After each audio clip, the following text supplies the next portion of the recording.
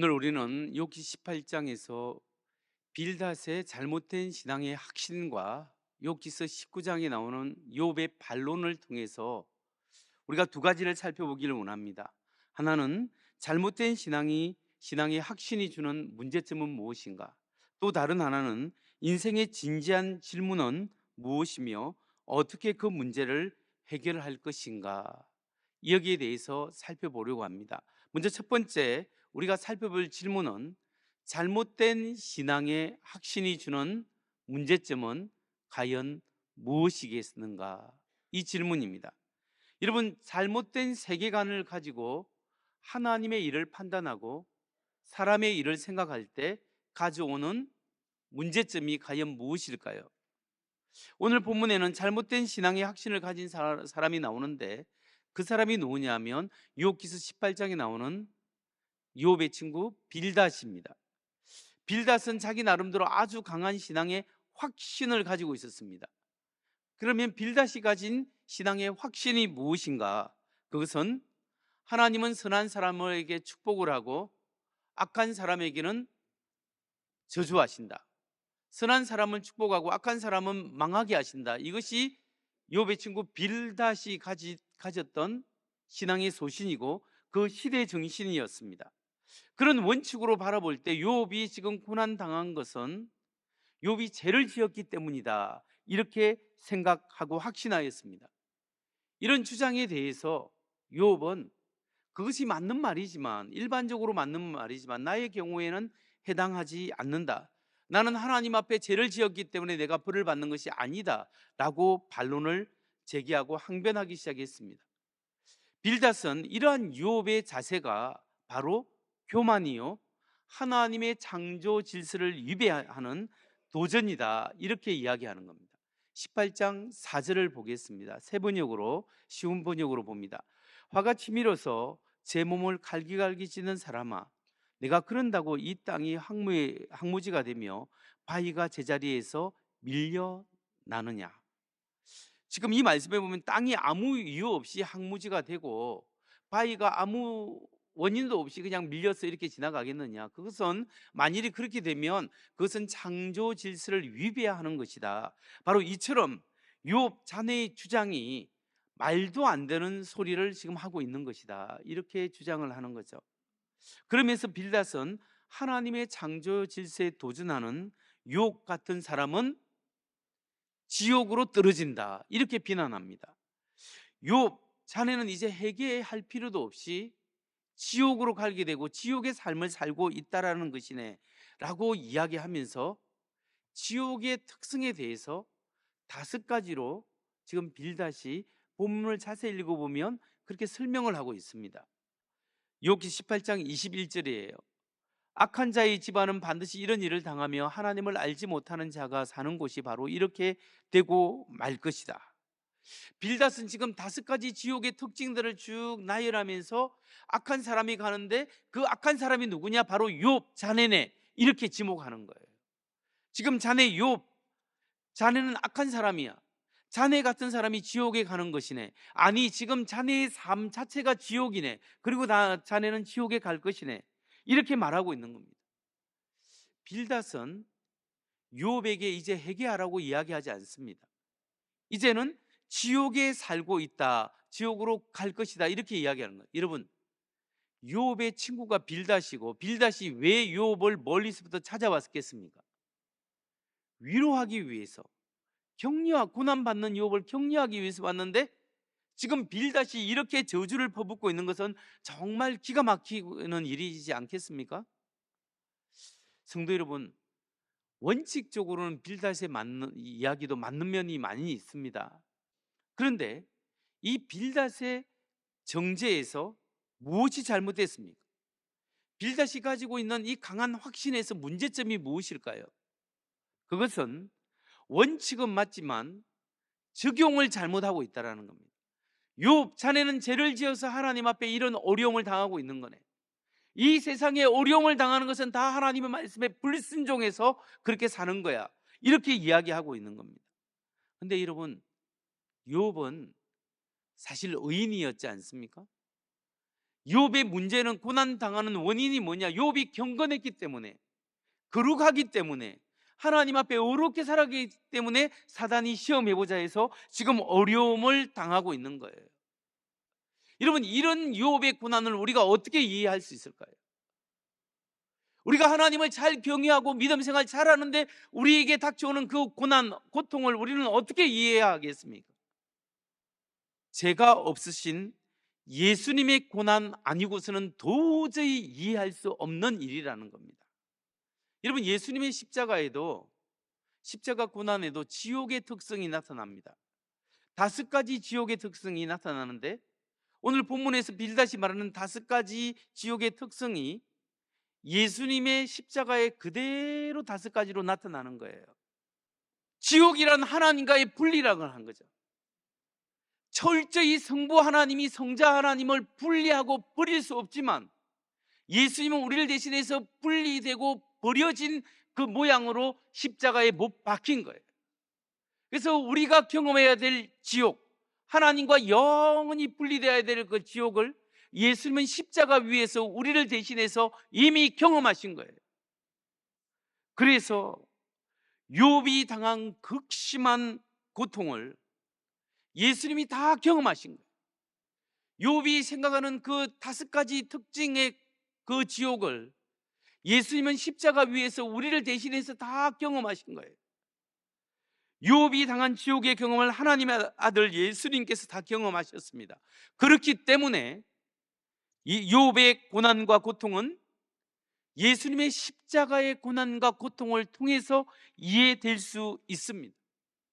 죄가 없으신 예수님께서 십자가에 죽으시고 지옥을 경험하셨다라는 했기 때문에 죄가 있는 나를 용서하시고 하나님의 은혜로 용서하시고 하나님 앞에 하나님의 자녀로 인도하실 수가 있다라는 겁니다. 여러분, 빌닷과 같은 사람은 이런 신앙을, 이런 복음의 비밀을 이해할 수가 없어요. 빌닷처럼 율법관에 얽매인 사람은 죄 없는 사람이 고통받을 수 있다는 것을 이해하지 못합니다. 하나님을 열심히 믿는데도 엉뚱한 일이 터져가지고 너무 아픔을 경험하는 그런 일을 빌닷과 같은 사람은 이해할 수가 없어요. 빌닷과 같은 율법관을 가진 사람은 용서받을 수 없는 사람을 용서하시는 하나님의 은혜를 알 수가 없습니다. 빌닷같이 자기 의에 가득 찬 사람은 나 같은 죄인을 용서해 주시는 하나님의 은혜를 경험할 수도 없다라는 거예요. 성도 여러분, 우리의 모자란 신앙, 모자라는 신앙의 이해의 틀을 가지고 함부로 하나님의 일을 판단하거나 내 주위의 사람을 정죄하면 안 됩니다. 자신의 신앙의 아직과 자기 의를 가지고 내 주위의 사람들을 판단하고 비판하게 되면 그 사람이 굉장히 상처를 받을 수가 있습니다. 내 생각, 내 뜻, 그것이 앞서면 하나님의 일을 하는 것이 아니라 나의 일이 되고 하나님의 영광이 아니라 나의 영광을 드러나게 된다는 겁니다. 그렇기 때문에 우리가 미처 생각하지 못하는 하나님의 높은 뜻이 있습니다. 욥이 고난을 받는데 그 고난을 통하여 하나님이 영광을 받으시겠다라는 그 높은 하나님의 뜻을 욥은 고통 속에서 이해를 못했어요. 그래서 왜 나입니까? 왜 어렵고 살아간 나에게 이런 고통이 있습니까? 이렇게만 생각하게 되는 거죠. 우리도 마찬가지입니다. 왜 하나님이 나입니까? 라고 하지만 우리의 삶 속 이것을 통하여 하나님이 의도하시고 목적하신 그 높으신 뜻을 우리가 알 수 없다라는 사실을 생각해야 합니다. 그렇기 때문에 잘못된 신앙의 확신이 주는 문제점이 있습니다. 빌닷처럼 잘못된 신앙관이 자기 어려움을 가지고 다른 사람을 판단할 때 욥을 비난하게 되고 욥을 지옥으로 보내버리는 그런 일들이 생기게 되는 거죠. 나의 의를 가지고 다른 사람을 판단할 때 다른 사람에게 깊은 상처를 안겨주고 하나님의 일을 방해하는 일이 될 수가 있다는 사실입니다. 그렇기 때문에 우리는 하나님 앞에 늘 겸손하게 생각해야 합니다. 하나님, 행여나 나의 마음이 굳어 있었고 행여나 내 생각이 잘못되어서 하나님 이를 방해하거나 다른 사람에게 상처를 주는 일이 없도록 하나님 도와주옵소서. 하나님, 내 생각이 짧아서 나를 통하여 하고자 하는 하나님의 놀라운 사역과 복음의 비밀, 하나님의 행하고자 하는 놀라운 역사를 알지 못하고 깨닫지 못하고 방해하는 삶이 되지 않도록 하나님, 나에게 겸손한 심령을 주옵소서. 이 기도하며 살아갈 때 하나님이 우리를 도와줍니다. 그렇지 않으면 우리가 조금이라도 자기 의를 가지고 하나님의 일을 하거나 삶을 살면 하나님의 일을 하는 것이 아니라 사단의 일을 도모할 수 있다는 것을 기억하십시오. 여러분, 하나님 앞에 겸손한 마음을 가지지 않으면, 교만한 생각을 가지게 되면 망하게 되고, 그것은 하나님의 일이 아니라 나의 일이 되고 사단의 일을 하게 된다는 사실입니다. 그렇기 때문에 여러분, 우리가 우리 마음속에 하나님의 은혜를 채우고 하나님의 은혜 가지고 늘 부드러운 마음을 내게 주옵소서. 하나님의 말씀에 반응할 수 있는 부드러운 마음, 옥토의 마음을 주시고, 하나님이 주시는 그 은혜와 그 사랑으로 남에게 찔러대는 상처가 아니라 다른 사람을 세우고 격려하고 함께하는, 내가 만나는 사람에게 힘이 되어주는 하나님의 사람이 되게 하시고, 하나님, 내 일이 하나님의 일이 될 수 있도록 축복하여 주옵소서. 기도하고 행하시는 여러분 되시기를 주의 이름으로 축원합니다. 이제 큰 두 번째이자 마지막으로 살펴볼 질문이 있습니다. 그 두 번째 질문은, 인생의 진지한 질문은 무엇인가? 고통 속에서 인생에 던지는 진지한 질문은 무엇이고, 거기에서 발견된 그 문제를 우리가 어떻게 해결해 낼 것인가? 이 질문입니다. 여러분, 고통 속에 있었던 욥이 하나님과 인생에 대해서 진지하게 생각하면서 던진 질문이 뭔지 아십니까? 욥이 고통 속에서 하나님께 던진 질문. 여러분, 여러분이 어려움 속에서 하나님에 대해서 던지는 질문은 무엇일까요? 내가 생활하다가 너무너무 예상치 못한 어려움을 경험했을 때, 그때 나도 모르게 확 튀어나오는 질문이 뭐예요? 내가 예기치 않는 어려움을 당했을 때, Why me? 왜 하필 나입니까? 왜 하필 우리 가정입니까? 왜 주님, 나에게 이런 내가 이런 어려움을 겪어야 합니까? 이게 나도 모르게 나오는 질문이에요. 근데 여러분, 우리가 기도하면서 왜 하나님 나에게 이런 어려움을 허락하십니까? 아무리 기도해도 대부분의 경우 그에 대한 답을 찾을 수가 없을 겁니다. 그래서 그 다음 답답한 심정으로 즉각적으로 나오는 질문이 있죠. 그게 뭐냐 하면, 하나님이 지금 나를 위해서 일하십니까? 하나님 지금 나를 도와주시나요? 도와주지 않으시나요? 하나님이 여전히 나를 도와주고 손잡고 지금 도와주고 계시나요? 이 의심이 생기는 이 질문을 하게 됩니다.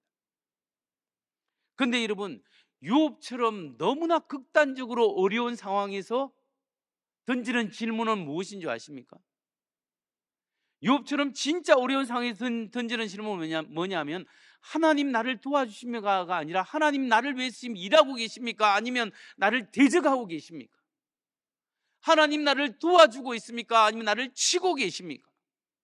하나님에 대해서 화가 나서 하나님에 대해서, 하나님 나를 도와주시기는 그냥 나를 왜 치십니까? 이런 생각이 드는 거예요. 욥을 보십시오. 지금 하나님이 자신을 죄인처럼 다루시고 자기를 공격하고 있다고 욥이 지금 느끼고 있는 거예요. 욥기서 19장입니다. 19장 11절에서 12절 말씀. 하나님이 내게 불같이 노하셔서 나를 적으로 여기시고 나를 치시려고 군대를 보내시니 그 군대는 나를 치려고 길을 닫고 내 집을 포위하였다. 지금 하나님이 나를 도우시는 게 아니라 나를 적으로 여기시고 막 치시는데, 군대도 보내시고 나를 주위를 에워싸서 완전히 죽일 작정으로 지금 나를 하고 있다. 이 생각이 지금 욥에게는 너무 힘들어서 드는 거예요. 근데 이뿐만 아니라 하나님이 이렇게 치려고 준비할 뻔 실질적으로 주위 환경을 통하여 지금 나를 치고 있고 고립시키고 어려움 당하고 있다라고 지금 욥은 확실히 느끼고 있습니다. 그 19장 13절에서 18절 말씀을 봅니다. 그가 내 가족을 내게서 멀리 떠나가게 하시니 나를 아는 입마다 낯선 사람이 되어버렸다. 친척들도 나를 버렸으며 가까운 친구들도 나를 잊었다. 내 집에 머무르는 나그네와 내 여종들까지도 나를 낯선 사람으로 대하니 그들의 눈에 나는 완전히 낯선 사람이 되고 말았다. 종을 불러도 대답조차 안 하니 내가 그에게 액을 하는 신세가 되었고, 아내조차 내가 살아 숨쉬는 것을 싫어하고 친형제들도 나를 역겨워한다. 어린 것들까지도 나를 무시하며 내가 일어나기만 하면 나를 구박한다. 지금 주위 사람이 욥을 완전히 투명인간 취급하는 거예요. 무시해도 그렇게 무시할 수 없어요. 자기가 부렸던 종이나 여종조차도 얘야 뭐 좀 물 좀 줄래? 해도 아무 대답 안 하고 흥하고 그냥 가버리는 거예요. 완전히 무시하는 거예요. 여러분, 제가 어릴 때 한센병 환자들이 이 집 뭐입니까? 이런 무슨 지피나 뭐 이런 것들을 막 이렇게 쓰고 이렇게 마을로 지나가고 밥 좀 얻어 먹으러 지나가면 애들도 뭐 하냐면 돌을 던져요. 그 한센병 환자에게 던지고 막 나가라고 막 그래요. 어른들도 욕하고 나가라고, 애들도 나가고 막 그런 적이 있었어요. 지금 욥이 바로 그런 경험을 하고 있는 거예요. 기가 막힐 노릇입니다. 어려워도 이렇게 어려울 수 없어요. 그런데 여러분, 이런 극단적인 어려움 속에서 욥이 그 어려움을 뚫고 그 어려움을 이겨 나가려고 탈출하려고 하는 출구 전략이 뭔지 아십니까? 말할 수 없는 기가 막힌 하나님이 나를 치는 것 같고, 주위 사람이 투명 인간처럼 여기고 무시하고 자기 몸에는 어려움이 있는데, 이런 가운데서도 그가 승리할 수 있는, 신앙으로 승리할 수 있는 비결이 무엇일까요? 다시 말해서 우리들이 우리의 삶 속에서 여러 가지 어려움이 있고 하나님이 환경이 나를 대적하는 것 같고 하나님이 대답이 없고, 그럼에도 불구하고 다시 한번 용기를 내어서 우리의 삶을 승리할 수 있는 신앙, 그런 신앙이 과연 무엇일까요? 그것은 부활신앙입니다. 부활신앙. 고통과 절망 가운데서도 예수 그리스도께서 죽음을 이기시고 부활하셨던 그 예수님을 붙잡는 부활신앙으로 우리는 승리할 수 있는 거예요. 욥에게도 이런 부활신앙의 희망이 조금씩 보였습니다. 19장 25절에서 27절 말씀입니다. 그러나 나는 확신한다. 내 구원자가 살아계신다. 나를 돌아보시는 그가 땅 위에 우뚝 서실 날이 반드시 오고야 말 것이다.